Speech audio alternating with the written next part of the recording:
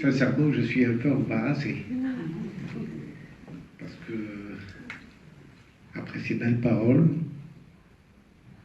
pleines de vie, pleines d'images vivantes et radieuses, moi, je vais vous faire redescendre sur Terre. Malheureusement.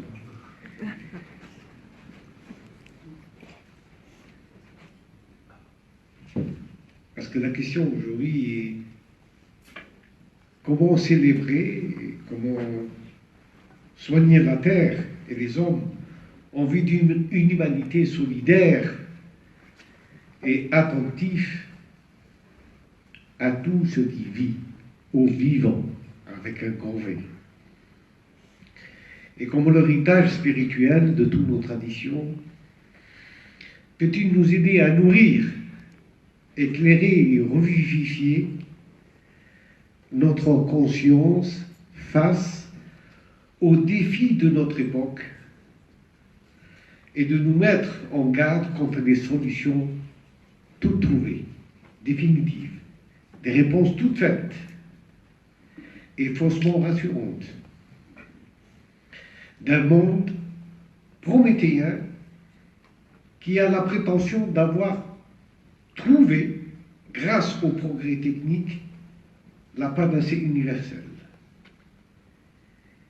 et qui récolte, au lieu d'une humanité apaisée et affranchie de ses désirs illusoires, une humanité désorientée et troublée par l'extrême vulnérabilité de sa condition terrestre et l'incertitude de son avenir. La vie que nous avons reçue, la vie qui éclore autour de nous, du minéral au végétal, à l'animal, à l'humain, est un don qui nous est prodigué par une volonté qui a voulu que la vie soit, pour la tradition spirituelle musulmane, le soufisme, elle provient d'un attribut divin, le vivant, Al-Hayy. Dieu a voulu s'incarner, se voir, manifester le trésor caché de sa présence à travers la création, sa création. Nous ne sommes au fond que le réceptacle, le miroir de ce nom divin. Le respect de toute vie, minérale, végétale, animale, humaine, est dès lors un principe sacré, proposé à la méditation des hommes. Si toute créature est sacrée, chacun doit être respecté dans sa singularité, voulu par le réel vrai, Al-Haq. Le respect des différences humaines constitue ainsi, pour le sage, le fondement de notre coexistence sur Terre et ne devrait jamais être une source de conflit ou de domination. Nous en sommes loin. Au lieu du chant de joie, de beauté et de grâce de la terre, ce que perçoit la conscience troublée et inquiète de l'homme d'aujourd'hui ressemble malheureusement fortement à une complainte. Devant le réchauffement climatique, les urgences de la lutte contre les catastrophes avancées, l'extraction programmée des espèces, le crash dû à l'instabilité politique et financière, l'aggravation des crises économiques, l'exploitation des inégalités et la pauvreté, la manipulation de l'information, le rejet des élites et enfin la montée de la xénophobie et de la banalisation de la violence. Notre conscience se demande Comment remédier à tous ces problèmes qui créent un climat d'incertitude et de désespoir qui l'assaille et la désoriente tout en obscurcissant l'avenir.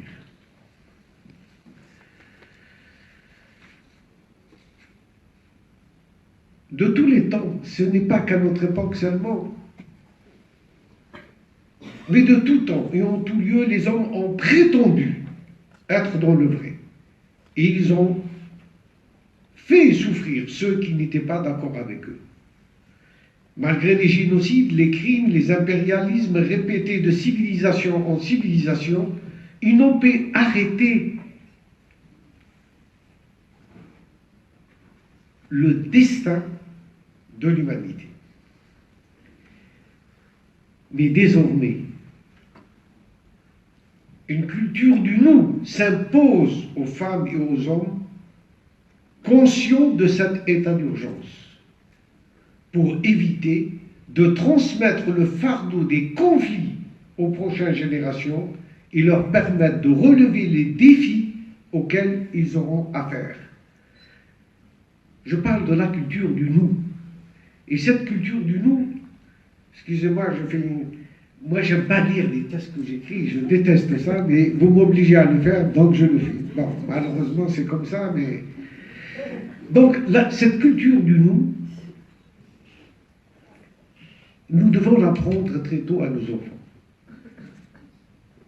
Au lieu de dire « ma maison », si nous apprenons à nos enfants à dire « notre maison », au lieu de dire « mes parents », nos parents, au lieu de dire mon ciel, c'est notre ciel. Au lieu de dire ma terre, c'est notre terre. Au lieu de dire ma patrie, c'est notre patrie.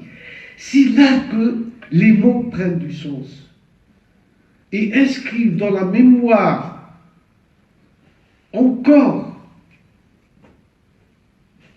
en évolution les principes qui doivent régir cette communauté humaine. Donc, il y a tout un apprentissage par les mots, par les faits, qui donne sens et guide la raison et se projette pour nous donner une indication vers notre construction, vers la construction de notre propre vie.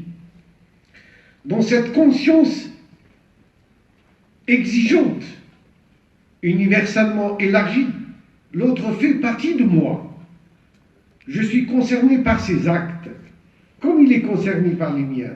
Si l'un d'entre nous réalise quelque chose de positif, tout le monde en est gratifié. Si je sens qu'à travers mes actes, j'engage les autres et le monde, j'agis avec discernement et vigilance.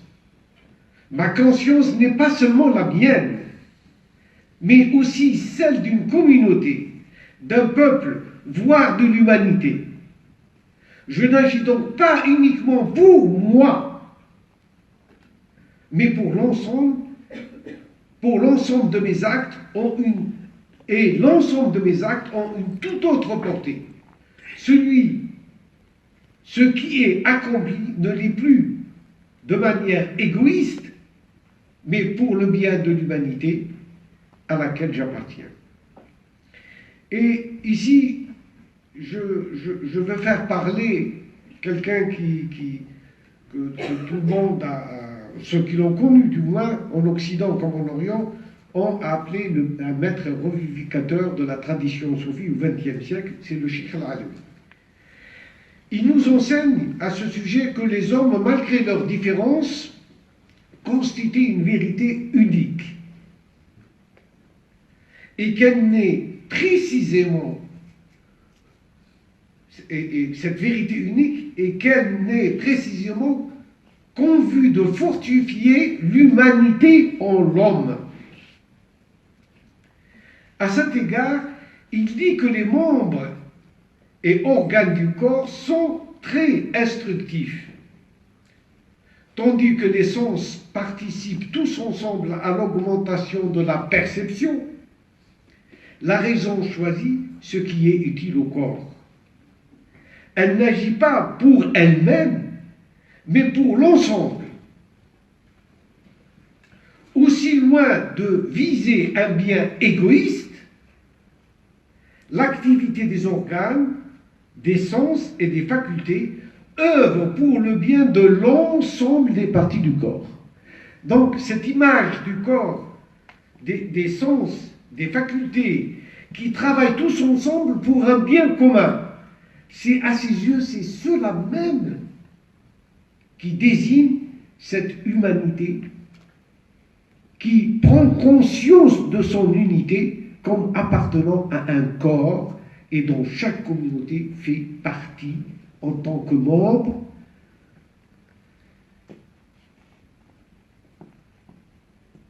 Et il va plus loin. Il précise que quiconque ne loue pas les hommes ne loue pas Dieu. Que quiconque se désintéresse du monde se détourne de la vérité. Plus encore, il dit que le but n'est pas de proclamer exagérément la pureté de Dieu, mais de reconnaître Dieu à travers les ressemblances et les oppositions. Nous en sommes loin. Donc reconnaître Dieu à travers des ressemblances et des oppositions, c'est ce vivre ensemble qui nous permet de reconnaître l'autre dans la différence, mais de l'accepter comme membre de la communauté humaine, comme membre de cette humanité, comme un atome ou une cellule dans ce corps de l'humanité. La méconnaissance profonde des valeurs et des enseignements de la spiritualité contenus dans les traditions fait que de plus en plus l'homme s'enlise dans un mental égocentrique narcissique. Quand le souffle de l'esprit n'inspire plus les cœurs, alors la conscience s'étiole et la raison déraisonne. D'où l'importance de nourrir la raison, lumière et guidance de notre être, à la source de cet héritage spirituel.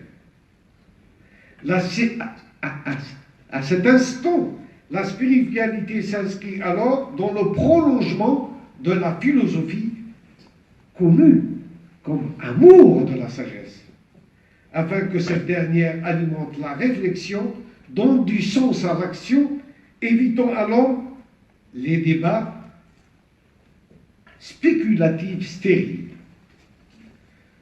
C'est un peu long, mais je ne sais pas si je vous embête, mais je vais aller jusqu'à la fin.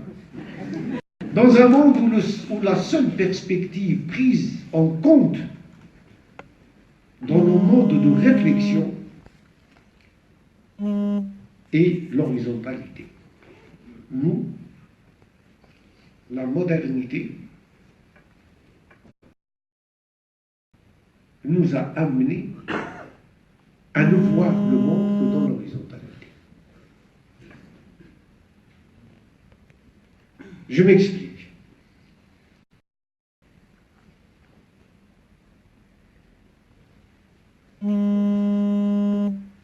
Si la réflexion, si notre réflexion, qu'une seule perspective.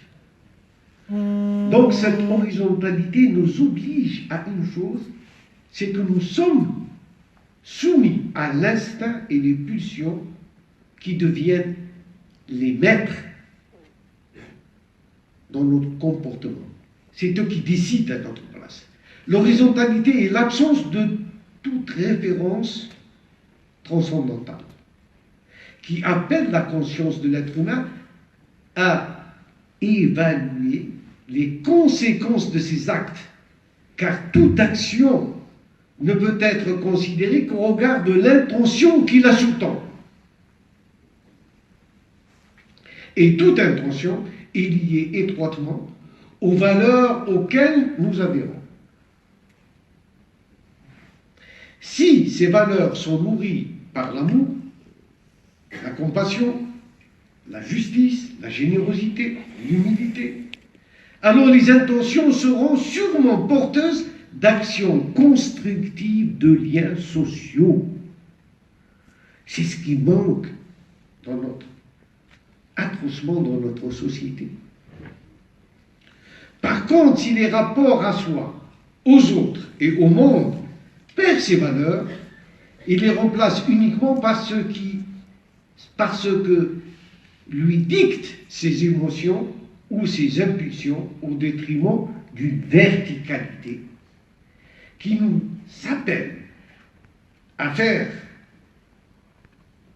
appelle chaque fois à considérer nos actes et les mesures à l'aphorisme, ne pas faire à l'autre ce qu'on ne souhaite pas que l'on nous fasse.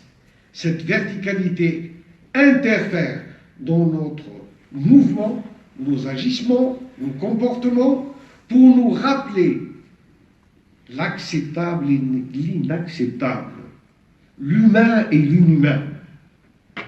Elle tempère nos mécanismes de défense et nos réactions qui nous poussent sinon à une répression ou à un rejet sans mesure sous prétexte de protection et nous amène à trouver une justification rationnelle allant jusqu'à la dénégation de ce qui contrarie notre appétence et le pouvoir qu'ont sur nous les impulsions de l'instinct.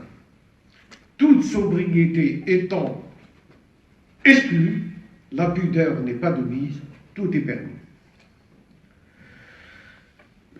Je sais que c'est des choses qui, moi-même, j'étais en combat. Est-ce que je dis ça? Mais c'est sorti comme ça, et je vous le présente tel que. Acceptez-le. L'homme responsable éduque ses passions. Il a besoin de s'appuyer sur des valeurs spirituelles et universelles, des notions, des savoir-faire, des comportements, pour vivre en harmonie avec lui-même, avec les autres et son environnement naturel. La culture de paix peut être pour lui le moyen d'entamer un processus de transformation individuelle et collective.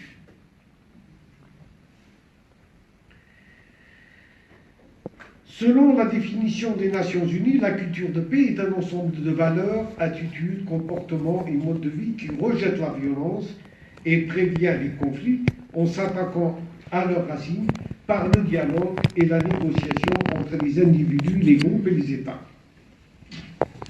Ça, c'est la déclaration des Nations Unies.